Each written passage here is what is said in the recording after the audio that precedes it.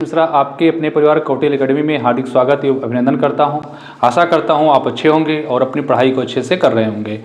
जैसे मैंने आपको पिछले वीडियो में जो प्रश्नावली 1.1 बताया था वो आपको उम्मीद करता हूं अच्छे समझ में आ गई होगी। अब आज हम प्रश्नावली 1.2 बताएंगे। इसमें भी कुछ खास ऐसे है नहीं, बस एक हम बुक उठाते हैं अपनी, उसमें ये बताया गया है कि प्रत्येक अपरिमेय, जैसे इसमें सत्य सत्य है, जैसे इसमें पहला जो सवाल है सत्य सत्य है और दूसरा सवाल है बस एक बता देना है, बाकी कुछ बहुत खास नहीं है। इसमें कि प्रत्येक अपरिमेय संख्या एक वास्तविक संख्या होती है। प्रत्येक जो अपरिमेय संख्या होती है एक वास्तविक संख्या होती है, ये सत्य है। अपरिमेय संख्या तुम्हारी जैसे जो है वास्तविक, हमने बताया था ना, जितनी वास्तविक संख्या है सब वो परिमेय अपरिमेय दो भाग होती हैं वास्तविक संख्याओं की, तो अपरिमेय है तो वास्तविक होंगी, कोई दिक्कत नहीं इसमें। संख्या रेखा का प्रत्येक बिंदु अंडर रूट यम के रूप का होता है, जहां यम एक प्राकृतिक संख्या, यम एक प्राकृतिक संख्या नहीं है। यम एक, वैसे मान लो 4 है तो ये 2 हो गया, तो ये प्राकृतिक संख्या हो गया।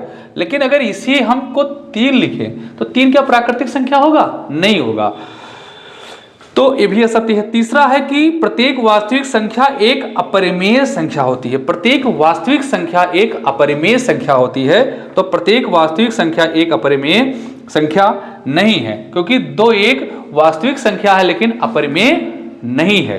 5 एक वास्तविक संख्या है लेकिन अपरिमेय नहीं है। अब एक सवाल है, क्या सभी धनात्मक पूर्णांकों के वर्गमूल अपरिमेय होते हैं? यदि नहीं तो क्या ऐसी संख्या के वर्गमूल का उदाहरण दीजिए जो एक परिमेय संख्या है। देखो हमने अभी बताया था ना कि वर्गमूल देख के हम ये डिसाइड नहीं कर सकते कि अपरिमेय है। हम इसका मूल रूप देखेंगे कि वर्गमूल इसका निकालेंगे, क्या 2 आ रहा है? बिल्कुल आ रहा है, तो ये 2 परिमेय है। अगर मान लो 16 का वर्गमूल निकालेंगे 4 आ रहा है तो 4 परिमेय है, लेकिन 3 का निकालेंगे तो आएगा 1.2 करके कुछ तो भी आ जाए, तो 3 ये तुम्हारा अपरिमेय है। 3 क्या है? अपरिमेय है, तो ये भी हमारा क्या होगा? नहीं होगा उसका उत्तर। अब जो एक सवाल है कि दिखाइए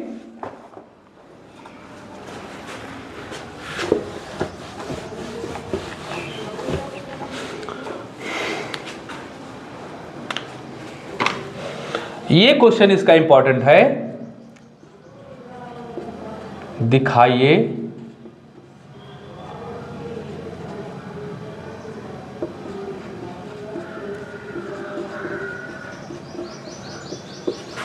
संख्या रेखा पर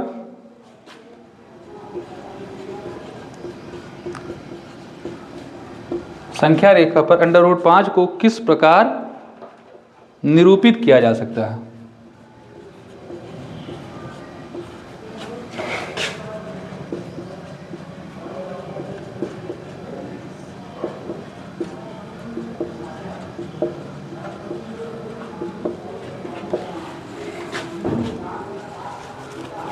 तो इसमें हम देखो, ये सवाल बहुत तरीकों से लग सकता है, लेकिन हमने एक तरीका इसमें ढूंढा है, बहुत आसान है, वो हम बताएंगे। सबसे पहले एक रेखा यल खींचते हैं, इस पे 0 1 2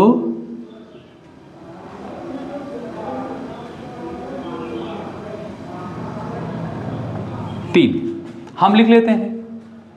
फिर यहां पर एक देखो 5 है तो हम एक जुगाड़ लगाते हैं। देखो √5 हम 2 दूना 2 लेंगे, क्योंकि 2 दूना 4 + 1, 2 दूना 4 1 5 हो जाएगा ना।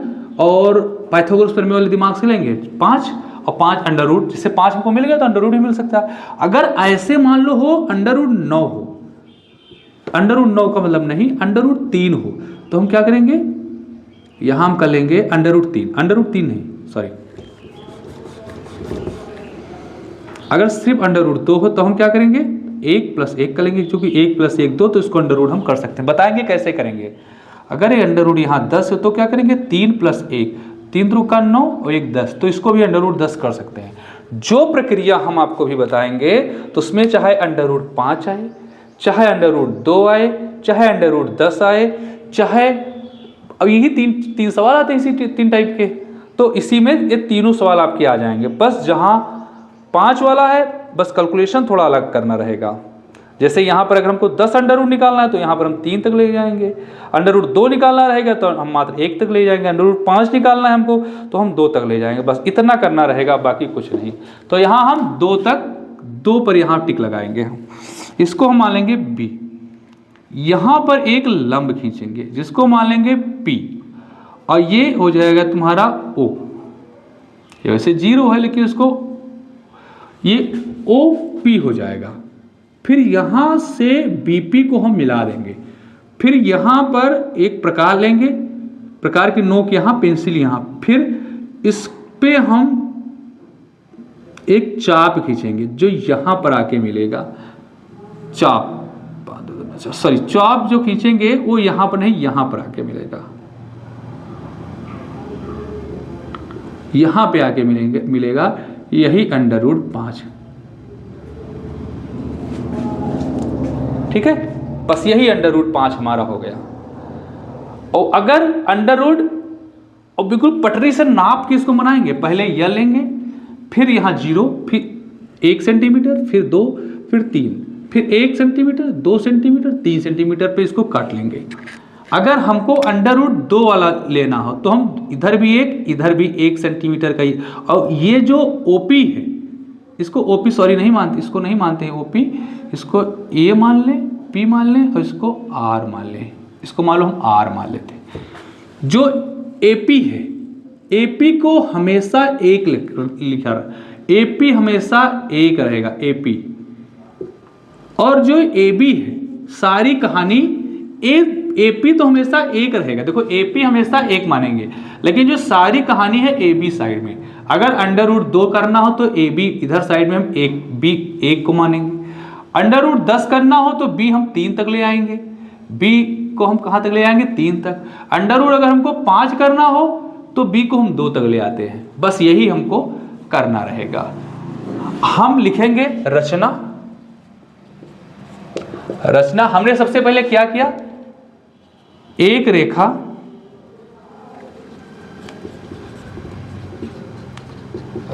यल खींचा, एक रेखा हमने यल खींचा, फिर 0 पर, फिर बिंदु ए से, ऐसे देखो बिंदु ए है, बिंदु ए से लंब एपी खींचा, एपी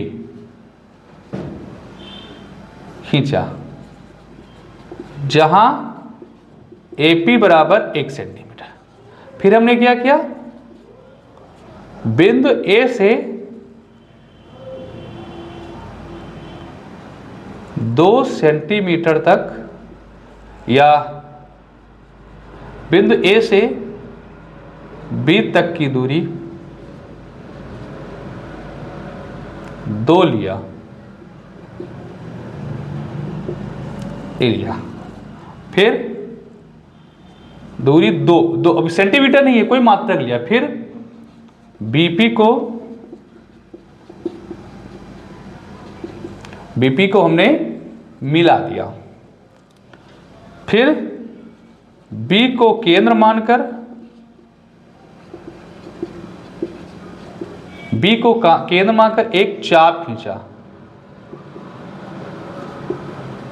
खींचा जो आर पर मिलती है। बी को केंद्र मानकर हमने एक चाप खींचा जो बी को केंद्र मानकर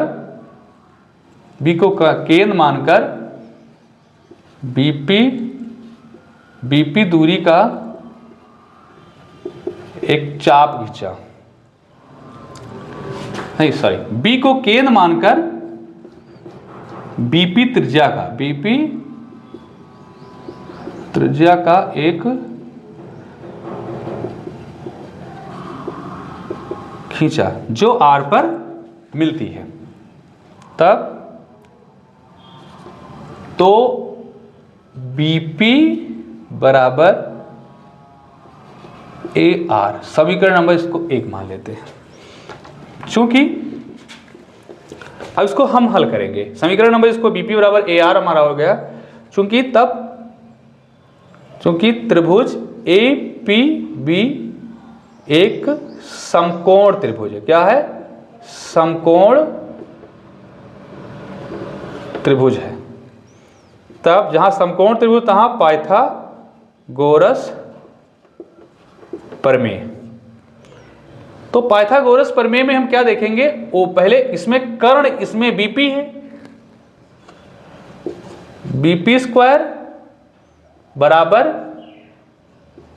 AP square plus AB square. तो BP स्क्वायर यहां पर क्या होगा? 2, क्योंकि BP हमको ज्ञात करना है ना, तो BP स्क्वायर AP स्क्वायर क्या होगा? AP 2 अंडर रूट OA, यहां पर OA हमने AP को हमने 1 माना था, तो 1 स्क्वायर, तो 2 दूना 4 प्लस 1 बराबर 5। तो BP अंडर रूट हमने यहां पर हटाया, तो BP 5, चूंकि समीकरण